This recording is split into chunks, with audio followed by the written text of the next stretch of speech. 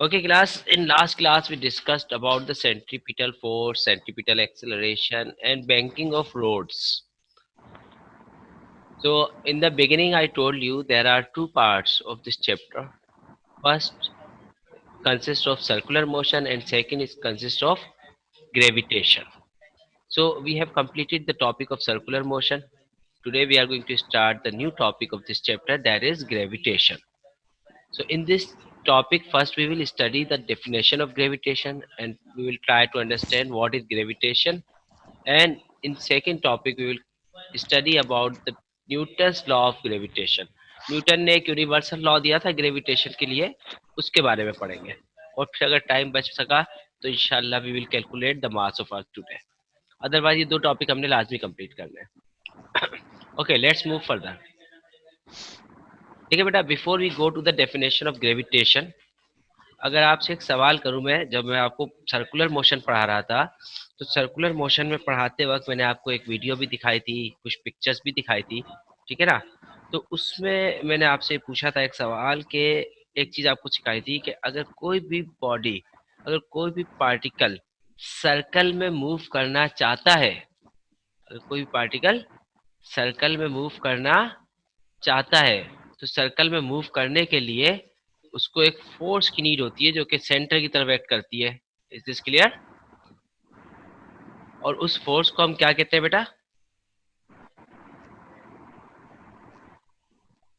Centripetal force. Centripetal force, exactly. So centripetal force.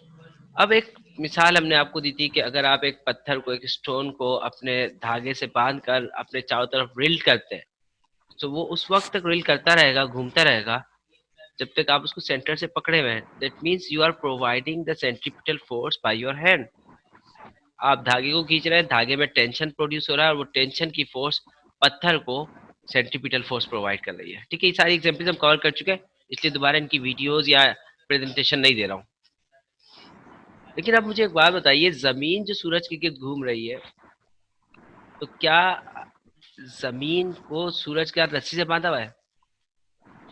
यानी कि एक रस्सी बंधी हुई है सूरज और जमीन के दरमियान, जो सूरज को घुमा रही है, जमीन को घुमा रही है सूरज के अबाउट। नहीं। But you know that the earth is executing the circular motion. जमीन जो है वो सर्कुलर मोशन एग्जीक्यूट कर रही है। सुमन खान बेटा, म्यूट योरसेल्फ। जमीन जो है वो सर्कुलर मोशन एग्जीक्यूट कर रही है। अब जमीन अगर सर्कुलर मोशन एग्जीक्यूट कर रही है तो सर उसको सेंट्रीपिटल फोर्स कहाँ से मिल रही है?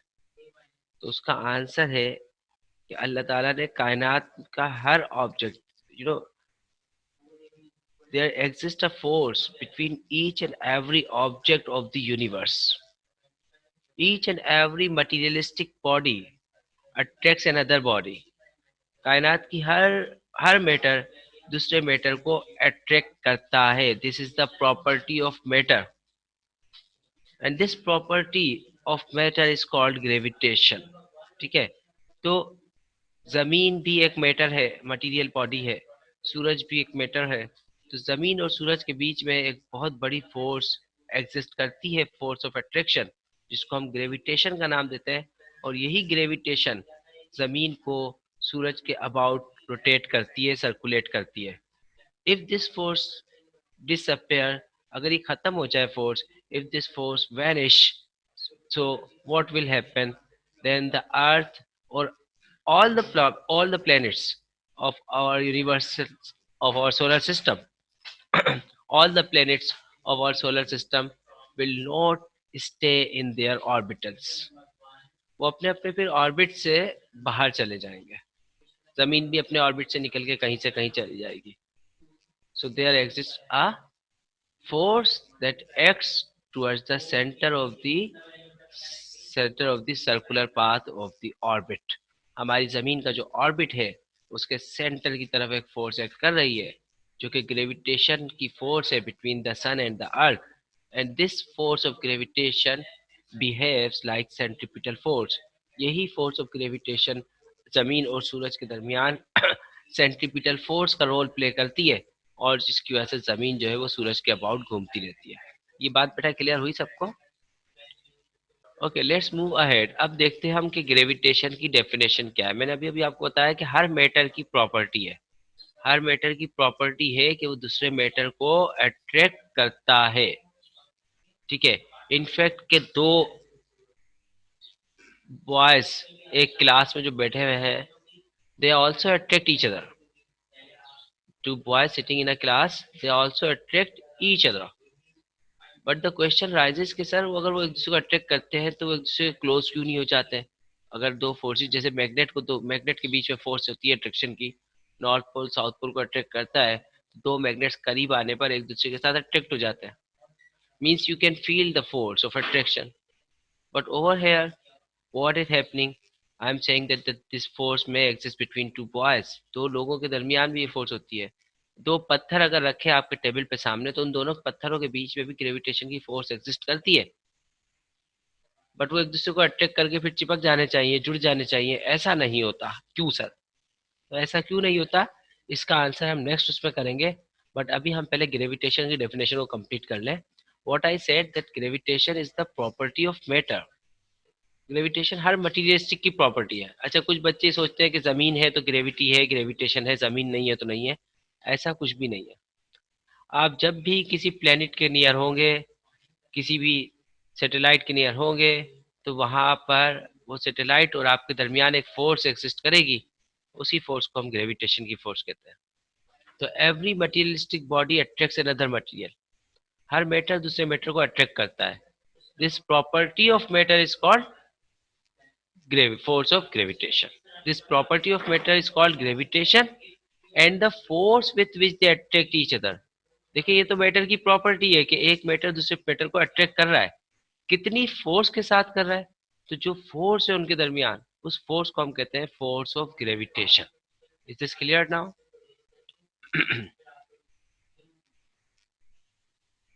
Yes। Okay, good. ठीक है, जैसे अगर हम बात करें, if you talk about the moon, you know moon is revolving around, moon revolves around Earth। Earth. Good.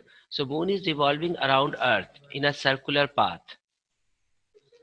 So there exists a force of attraction between the moon and the Earth that makes the moon revolve in a circular path. And the force exists between the moon and the Earth is actually the force of gravitation. But this gravitation is providing the necessary force of centripetal or centripetal force to the moon so that it can revolve in the circular path। पत्थर की बात करें, एक पत्थर क्या है? Matter है बेटा। जब आप उसे जमीन से ऊपर करके छोड़ते हो तो वो नीचे आता है, गिरता है, जमीन उसको अट्रैक्ट कर लेती है। अब सुनिएगा बात गौर से कि पत्थर क्या है? मैटर है। जमीन क्या है? वो भी मैटर है। तो मैंने आपसे क्या कहा कि दो मैटर एक दूसरे को अट्रैक्ट करते हैं, तो यहाँ पर जमीन और पत्थर एक दूसरे को अट्रैक्ट करते हैं, जिसकी वजह से पत्थर क्या होता है, तेजी से नीचे गिरता है और जमीन से जाकर टकरा जाता है। तो सर इस तरह तो हमारे शेल्फ में रखी हुई दो किताबें भी जो एक दूसरे से फासले पर रखी, उनको मिल जाना चाहिए, क्योंकि they are also matter and they should attract each other. This is true, they are matter and there exists a force of gravitation between them, but the force of gravitation exists between them is very very very very weak। इतनी week होती है वो, इतनी week होती है कि उसको हम फील नहीं कर सकते। It is not remarkable. ठीक है, बहुत शॉर्ट होती है। तो अगर आपने फोर्स ऑफ ग्रेविटेशन को फील करना है, तो आपने छोटे ऑब्जेक्ट्स के बारे में नहीं देखना होगा। हमें इस फोर्स को फील करने के लिए हमें जाना होगा मैक्रोस्कोपिक ऑब्जेक्ट की तरफ। Macroscopic objects, the massive masses of the universe, the massive bodies of the universe. ठीक है, यूनिवर्स की जो मैसिव बॉडीज है, like planets, stars, sun, moon, something like that. अब अगर आप देखें, मैंने अभी एक एग्जांपल दी थी कि सर एक पत्थर, अभी आपने कहा कि पत्थर को अगर आप छोड़ते हैं तो पत्थर और जमीन के बीच में ग्रेविटेशन की फोर्स है, और पत्थर का मास तो मैसिव नहीं है। चलो, पत्थर का मास मैसिव नहीं है, जमीन का मास तो मैसिव है ना। तो दोनों बॉडी में से कोई एक अभी अगर मैसिव है तो ग्रेविटेशन की फोर्स आप फील कर सकते हैं। एग्जिस्ट तो हर दो ऑब्जेक्ट के दरमियान करती है, बट कितनी एग्जिस्ट करती है इसको हम आगे कैलकुलेट करेंगे। Then you will come to know कि दो बॉयज जो क्लास में बैठे हुए हैं, वो आपस में एक दूसरे को इस वाली फोर्स को अपने बीच में फील क्यों नहीं कर पाते, जबकि उन्हीं बॉयज को अगर ऊपर से छोड़ दिया जाए, फेंक दिया जाए, तो बड़ी तेजी से आप वो फोर्स फील करेंगे, जमीन पे आके टकराएंगे। ऐसा ही है ना?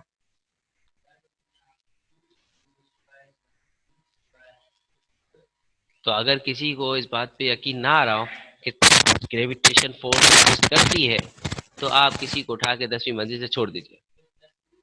जब फोर्स ऑफ ग्रेविटेशन उसे नीचे खींचेगी जमीन अपनी तरफ, then he or she will come to know that this force exists. Is it clear बेटा? Is this clear बेटा? Yes. ओके। तो अब देखिए, हमने ये तो बता दिया कि there exist a force between two materialistic body. ये बात तो हमने बता दी कि जनाब दो मेटल के दरमियान फोर्स एग्जिस्ट करती है। फिजिक्स के अंदर ये बड़ी अहम बात है कि जब भी हम किसी नए फिनोमिनन को डिस्कस करते हैं, तो हम सिर्फ ये नहीं कहते कि दिस फिनोमिनन एग्जिस्ट, हम ये भी बताते हैं कि how can we calculate that and what will be the value of that, कि उसकी वैल्यू क्या होगी। जिससे यहाँ पे हमने कहा a force exist between two matter. अब ये फोर्स दो मैटर्स के दरमियान अगर होती है, दो मटेरियल बॉडी के दरमियान होती है, तो कितनी होगी और कैसे कैलकुलेट करेंगे, इसके लिए हमें फार्मूला डेरिवेशन की जरूरत पड़ती है। तो ये बात भी न्यूटन ने हमें क्लियर करके बता दी अपने लॉ, यूनिवर्सल लॉ में, कि अगर दो ऑब्जेक्ट कहीं पर मौजूद हैं तो उनके दरमियान कितनी होगी ग्रेविटेशन की फोर्स और कैसे कैलकुलेट करेंगे। देखिए, एक छोटी सी बात तो पहले मैं आप लोगों से चाहूंगा कि आप लोग मुझे इन्फॉर्म करें, इससे पहले कि मैं आगे बढ़ूं। आप जरा इस बात को समझें। मैंने आपसे क्या कहा, आपकी टेबल पे अगर दो पत्थर रखे हैं, in fact the two boys in a class और the two books in a shelf, they can they have there exist a force of gravitation between them, but this force of gravitation is insufficient to attract them। यानी वो force इतनी ज्यादा नहीं है कि वो एक दूसरे को अट्रैक्ट कर ले। मतलब ऐसा नहीं होता कि एक शेल्फ से किताब निकल के दूसरे शेल्फ की किताब से जाके टकरा जाए। ये ऐसा क्यों नहीं होता? यह दो बुक्स के दरमियान, दो बॉयज के दरमियान, या दो पत्थरों के दरमियान, या इनफैक्ट दो पहाड़ों के दरमियान ग्रेविटेशन की फोर्स इतनी ज्यादा नहीं है जितनी कि जमीन और एक दूसरे ऑब्जेक्ट के दरमियान है। क्यों? Girls please can somebody answer me के जनाब ऐसा क्यों होता है कि सपोज ये दो मार्कर्स है ना, ये दो मार्कर्स को अगर मैं ऐसे करीब रखता हूँ तो इनके दरमियान ग्रेविटेशन की फोर्स है, बट एक दूसरे को खींच नहीं रहा है क्योंकि फोर्स बहुत कम है। लेकिन अगर इसी मार्कर को मैं ऊपर से छोड़ूंगा, इसी मार्कर को मैं ऊपर से छोड़ूंगा, तो नीचे गिरेगा। ठीक है? तो अगर ये इस तरह से नीचे गिर रहा है, इसका मतलब मार्कर मार्कर और जमीन के बीच में, मार्कर और जमीन के बीच में तो बहुत हाई ग्रेविटेशन की फोर्स फील हो रही है सर, कि मार्कर छोड़ते ही जमीन पे जाके चिपकता है। बट दो मार्कर्स के बीच में वो फोर्स फील नहीं हो पा रही है। क्यों? What is the reason behind that? Okay, let me answer you. देखिए, इस मार्कर का मास कितना होगा? 50 ग्राम, 20 ग्राम, 30 ग्राम। इसी तरह दूसरे मार्कर का मास कितना होगा? ग्राम्स में होगा। तो इन दोनों के मासेस बहुत कम है, जिसकी वजह से इनके दरमियान ग्रेविटेशन की फोर्स भी बहुत कम होगी। इतनी कम that in fact you can not feel it. सही है? लेकिन जैसे जैसे ये मार्कर्स का मास अगर बढ़ता जाए तो इनके दरमियान ग्रेविटेशन की फोर्स भी बढ़ती जाएगी। तो जब हम बात करते हैं मार्कर और जमीन के दरमियान की, तो मार्कर का मास तो कम है, बट दूसरा ऑब्जेक्ट क्या है? अर्थ है। अर्थ का मास तो बहुत ज्यादा है ना। तो ये मार्कर और अर्थ के बीच में इसीलिए आप ग्रेविटेशन की फोर्स फील कर रहे हैं कि दोनों में से एक ऑब्जेक्ट का मास बहुत ज्यादा है, या तो दोनों का बहुत मास मैसिव हो या एक का तो हो। ठीक है?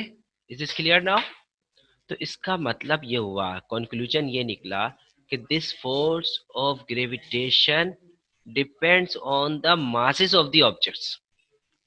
कि ये फोर्स ऑफ ग्रेविटेशन जो है ये ऑब्जेक्ट्स के मासेस पर डिपेंड करती है। If the greater the masses are, the greater the force will be. अब एक छोटा सा सवाल आपसे और कर लेते हैं हम। दो एलिफेंट, हाथियों के दरमियान ये ग्रेविटेशन की फोर्स ज्यादा होगी या दो कैट्स के दरमियान ज्यादा होगी? सर डिस्टेंस देख के बताएंगे। गुड, डिस्टेंस देख कर चले। दोनों इक्वल डिस्टेंस पे खड़े हैं, यानी दो हाथी हैं, दोनों 1 मीटर के डिस्टेंस पे खड़े हुए हैं।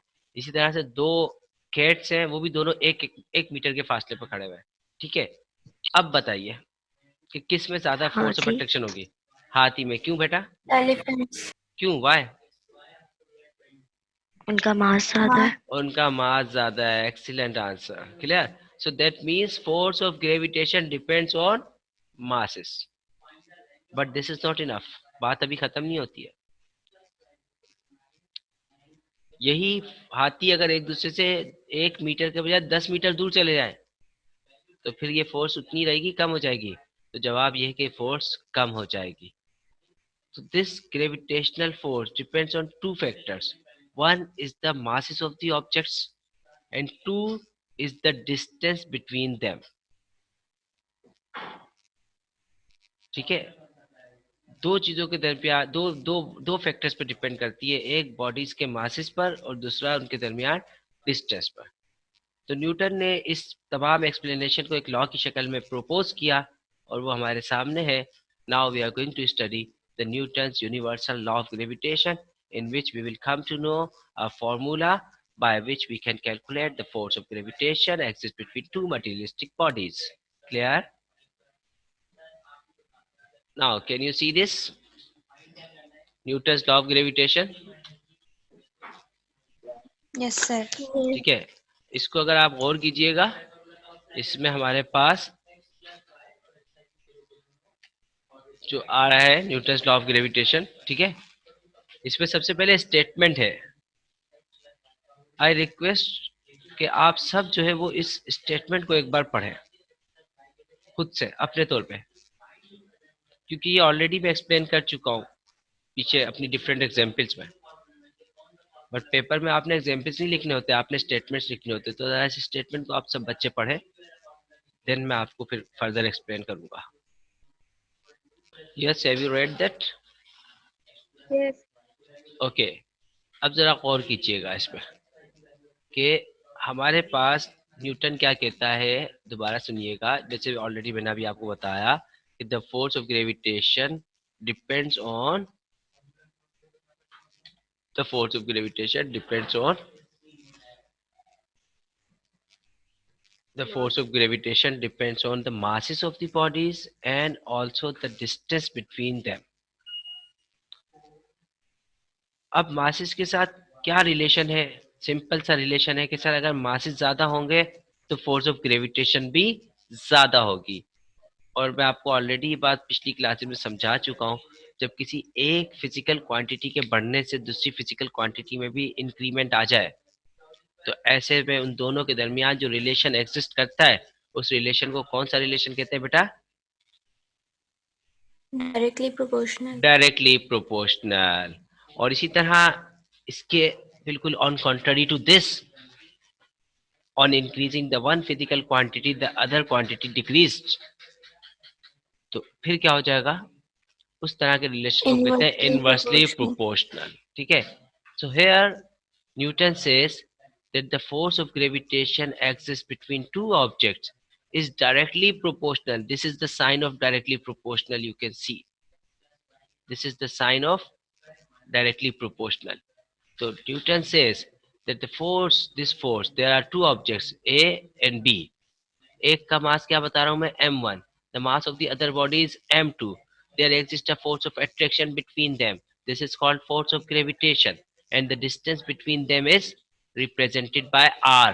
अक्सर बच्चे इस डेरिवेशन में, इस फॉर्मूला में गलती कर देते हैं कि ये दो जो ऑब्जेक्ट के दरमियान जो डिस्टेंस है इसको जो हम r से रिप्रेजेंट कर रहे हैं वो इसको रेडियस रेडियस बोलते फिरते हैं। This is not actually radius, this is the separation between the two object. This is the distance between the two objects, and do remember that this distance is always measured between their centers. हमेशा इनके centres के दरमियान distance को नापते हैं बेटा, ठीक है। अगर आपसे मैं कहूँ जमीन और सूरज के दरमियान ग्रेविटेशन की फोर्स नापनी है आपने, कैलकुलेट करनी है आपने, तो ऐसा नहीं है कि आप लेंथ नापने के लिए जमीन की सरफेस से सूरज के सरफेस तक जाओगे, बल्कि लेंथ नापने के लिए आप जमीन के सेंटर से सूरज के सेंटर तक का डिस्टेंस नापोगे। Is this clear?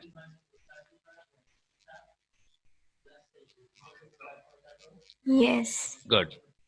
So Newton says this force of gravitation is directly proportional to the product of, product कहते हैं बेटा मल्टीप्लाई को, इसका मतलब यहाँ पे दोनों ऑब्जेक्ट के मास को मल्टीप्लाई करना है, चाहे वो एक ऑब्जेक्ट का मास कम हो एक का ज्यादा हो, तो भी मल्टीप्लाई करके आंसर तो बड़ा ही आएगा क्योंकि एक का मास ज्यादा है, और अगर एक का मास बहुत ज्यादा हो जैसे जमीन, तो यकीनन मल्टीप्लाई करके एक बहुत बड़ा आंसर आएगा जिसके वजह से फोर्स ऑफ ग्रेविटेशन का अमाउंट भी बड़ा आएगा, दैट यू कैन फील.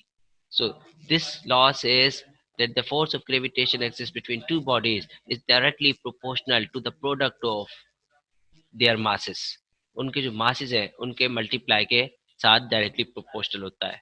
फिर second part में न्यूटन कहता है this force of gravitation is also inversely proportional to the square of the distance, is inversely proportional to the square of the distance between the two objects.